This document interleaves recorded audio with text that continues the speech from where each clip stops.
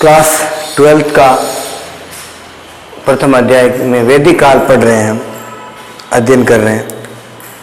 हमने राजनीतिक जीवन के बारे में पढ़ चुके हैं, सामाजिक जीवन भी पढ़ लिया।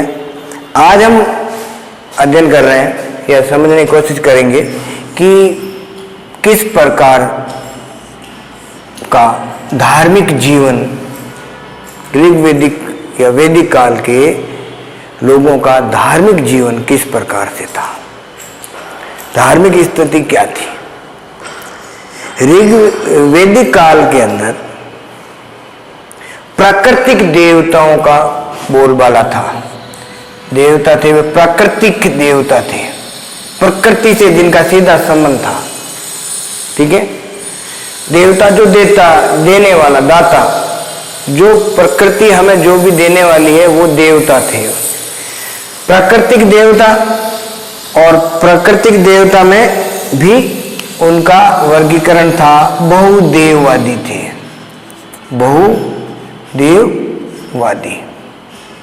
बहुदेववादी व्यवस्था थी। बहुत सारे देवता थे, देवता का वर्गीकरण किया गया। इतनी संख्या थी देवताओं की कि देवताओं को 3 भागों में विभाजित कर दिया गया। ठीक है, बहुदेववादी, प्राकृतिक देव, प्रकृति से जिनका सीधा संबंध था, और बहुदेववादी। ठीक है, देवताओं का वर्गीकरण कर दिया उन्होंने। एक तो आकाश में रहने वाले, तो आकाशवासी।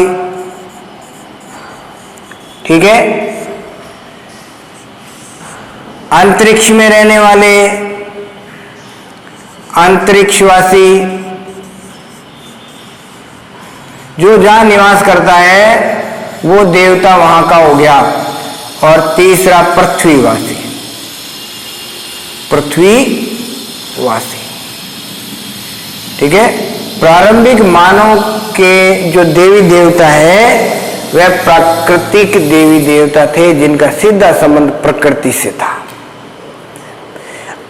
वैदिक काल में देवताओं का मानवीकरण नहीं हुआ था, मानव के रूप में उनकी मूर्तियां नहीं बनी थी, उपासना नहीं हुई थी, पूजा पद्धति उस प्रकार से नहीं थी। ठीक है, मानवीकरण नहीं हुआ था, प्राकृतिक देवी देवता थे। तो आकाश में रहने वाले देवता कौन से थे जो आकाश में रहते थे? सूर्य, मित्र, विष्णु, ठीक है, सावित्री, उषा,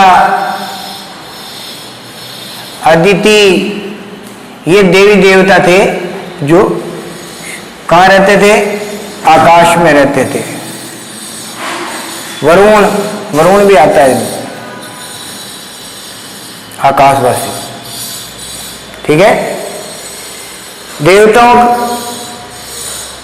का 3 भागों में डिवाइड कर दिया। देवता कैसे थे? प्राकृतिक देवता थे और बहुदेववादी थे। एक देव नहीं था, बहुदेववादी थे। सूर्य, मित्र, विष्णु, सावित्री, उषा, अदिति, वरुण, ये आकाशवासी देवता थे। अंतरिक्ष में कौन थे? अंतरिक्ष में इंद्र, रुद्र, मारुत, वात, पर्जन्य, ये आदि ऐसे देव थे जिन्हें अंतरिक्ष के देवता के रूप में जाना जाता था। ये अंतरिक्षवासी थे जो अंतरिक्ष में रहते थे, बीच में आकाश, फिर अंतरिक्ष, फिर पृथ्वी।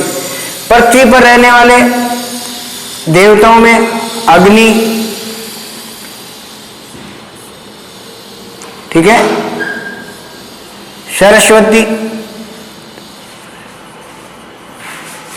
बृहस्पति, अग्नि, सरस्वती, बृहस्पति, पृथ्वी, ये आदि देवता थे जो उस समय पृथ्वी पर निवास करते थे। तो ये मुख्य देवताओं का वर्गीकरण था। तो आपसे परीक्षा में पूछा जा सकता है कि वैदिक कालीन देवताओं का वर्गीकरण तीन भागों में किया गया है। या ये पूछा जा सकता है कि वैदिक कालीन आकाशवासी देवता कौन से हैं, कि नहीं 2 का नाम बताइए, पृथ्वीवासी देवताओं का नाम बताइए। तो ये प्राकृतिक देवते, इन देवताओं के पूजा उपासना के लिए क्या विधियां थी, ठीक है, उपासना पद्धति क्या थी, उपासना कैसे की जाती थी, प्रार्थना के द्वारा। प्रार्थना करते हैं, प्रार्थना, जैसे आज हम प्रार्थना करते हैं, ईश्वर को ध्यान लगाकर बैठ के ईश्वर की स्तुति, उसके मंत्रों का उच्चारण करते हैं, ठीक है। प्रार्थना के द्वारा, यज्ञ के द्वारा, यज्ञ हवन, ठीक है, के द्वारा इसकी उपासना की जाती थी देवी देवताओं की। इस समय तक, प्रारंभिक जो वैदिक काल है, उस समय तक मोक्ष की अवधारणा नहीं आई थी। मोक्ष जैसी बातें नहीं, बाद में धीरे धीरे मोक्ष की, कल हमने पढ़ा था सामाजिक जीवन में कि धर्म अर्थ काम मोक्ष, जो मोक्ष जीवन का अंतिम लक्ष्य है, पहले ये नहीं थी, बाद में उत्तर वैदिक काल में जाकर मोक्ष की अवधारणा।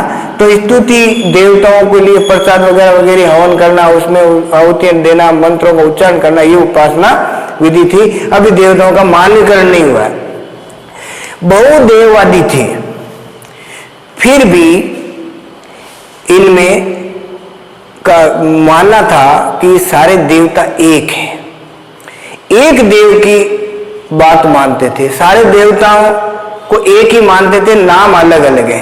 इसलिए ऋग्वेद में कहा गया है कि एकम सत विप्रा बहुधा वदंती, यानी सच या सच रूपी जो ईश्वर है वह एक ही है। ईश्वर जो सच है, ईश्वर है, वह एक ही है, एक ही है।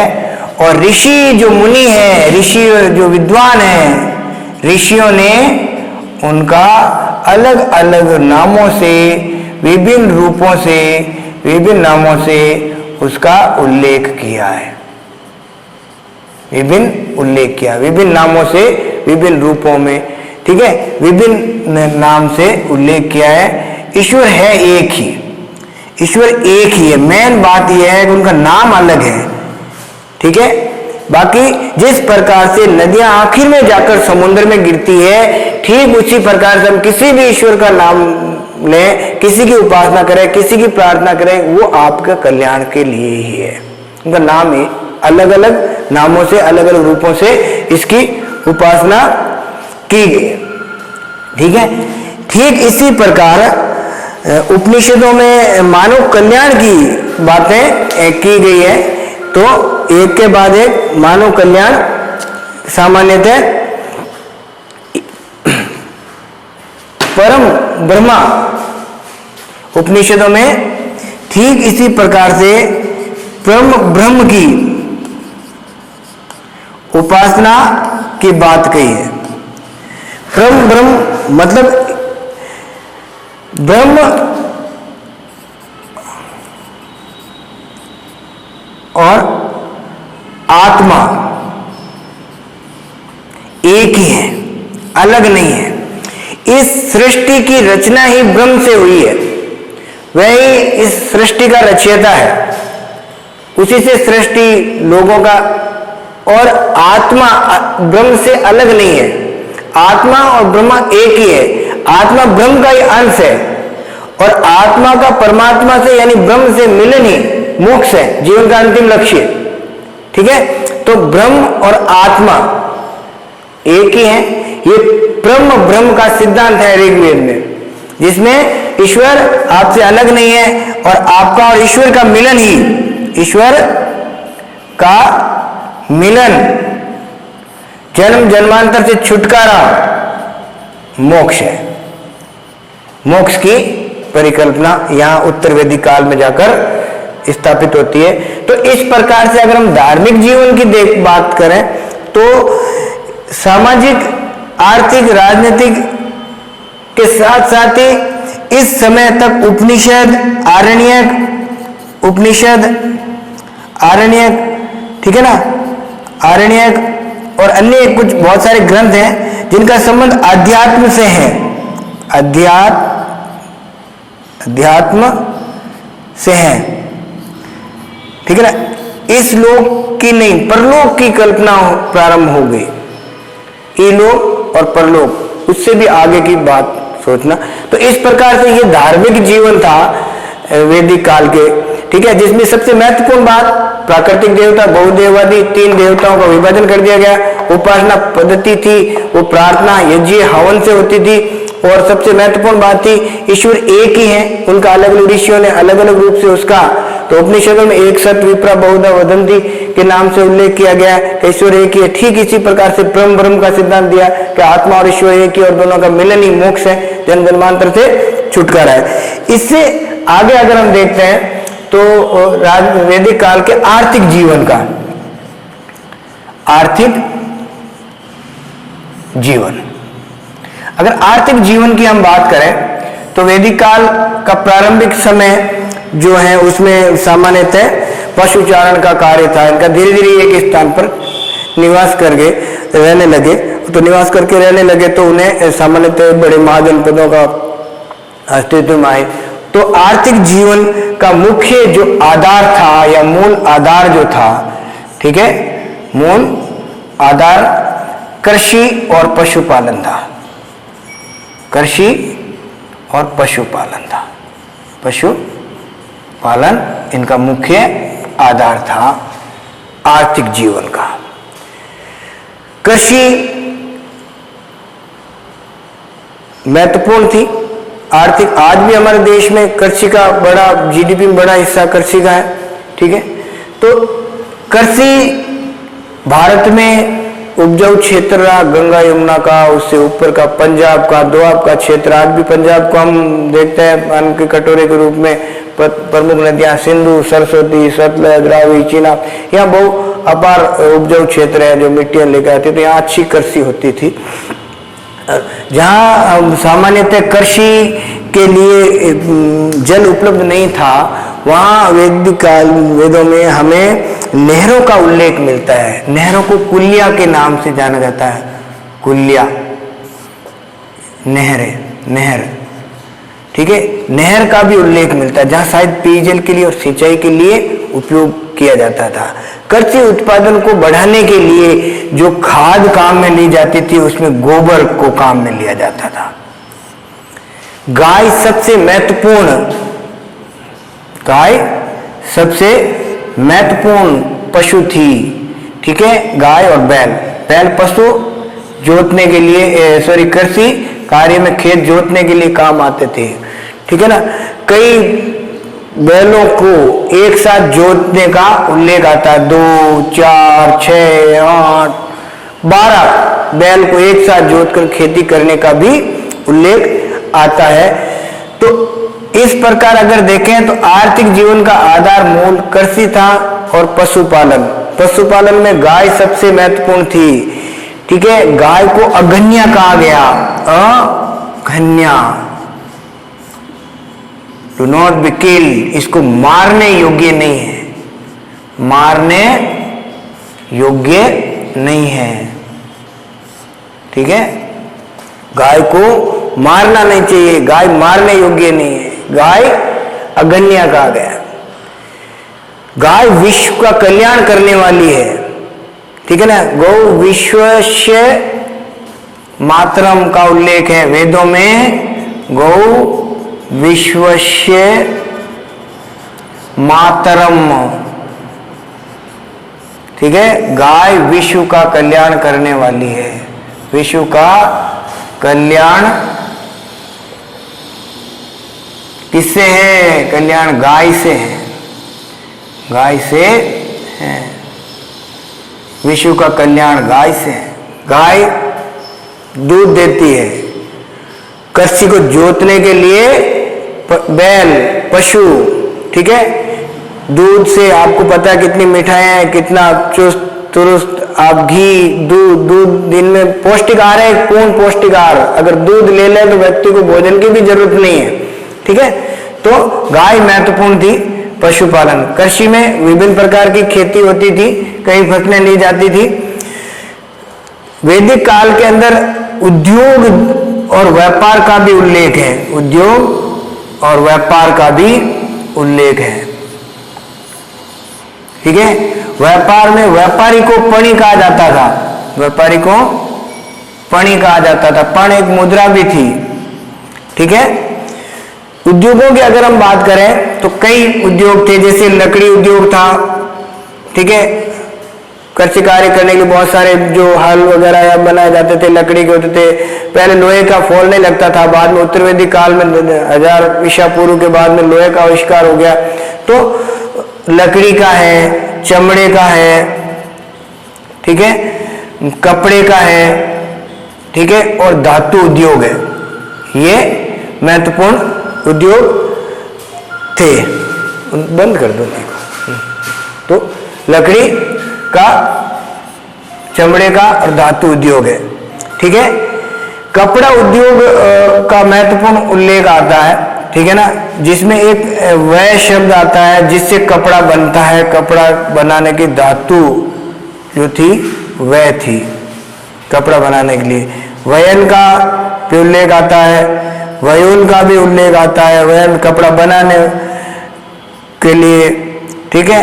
वयूल बना हुआ कपड़ा, ठीक है। जो कपड़े बनाते थे उन्हें जुलाई कहा जाता था, जिसे आज हम बुनकर कहते हैं, जुलाई बुनकर, ठीक है। और अगर धातु उद्योग की अगर हम बात करें तो धातु उद्योग में बहुत सारे धातुओं का उल्लेख मिलता है, जिसमें सबसे एक बड़ा धातु का उल्लेख आता है आयश।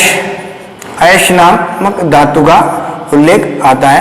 आयश क्या था, क्योंकि ऋग्वेदिक काल में 1000 ईसा पूर्व से पहले तो लोहा था नहीं, तो उसके लिए हो सकता है ये सोने के लिए या दूसरे किसी धातु के लिए काम में ली जाती थी। सोने को हिरण्य कहा जाता था, हिरण्य कहा जाता था। इन धातु को पिघला कर, ठीक है, पिघला कर या पीट पीट कर, ठीक है ना, आकार दिया जाता था। पीट कर आकार दिया जाता था।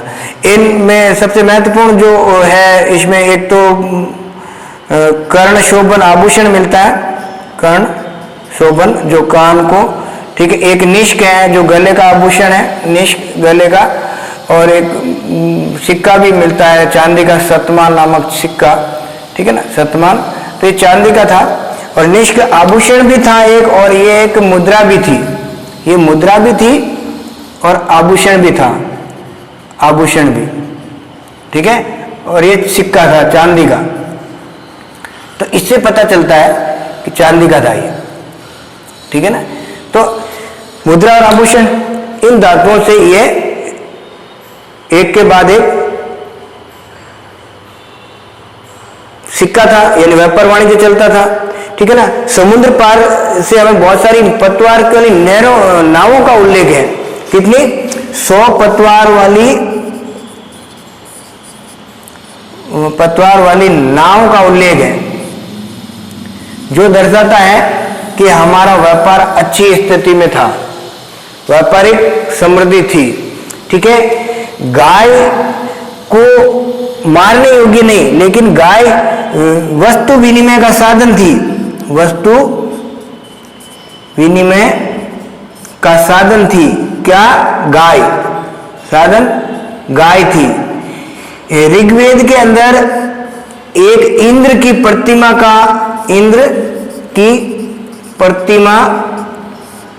का मूल्य 10 गायों को बताया गया है, 10 गाय के समान बताया गया है। यानी गाय एक वस्तु विनिमय का साधन भी थी, गाय को मारा नहीं जाना चाहिए, ठीक है। तो वस्तु विनिमय के प्रचलित था, लेकिन मुद्राएं भी थी, व्यापार वाणिज्य भी था, ठीक है। कपड़ा व्यवसाय बहुत अच्छा था, ठीक है ना। और कपड़ा हम देखते हैं कि कपड़े बनाने की कला से परिचित थे। सिंधु घाटी सभ्यता से हमें पता चलता है कि उस समय हमारे यहाँ पर कपड़े बनाने में हम उच्च तकनीक को प्राप्त कर चुके थे, और यहाँ से ही नहीं, अंग्रेजों के आने तक भारत कपड़े उद्योग में विश्व प्रसिद्ध रहा था। तो आर्थिक जीवन कृषि, ठीक है, पशुपालन मुख्य आधार था।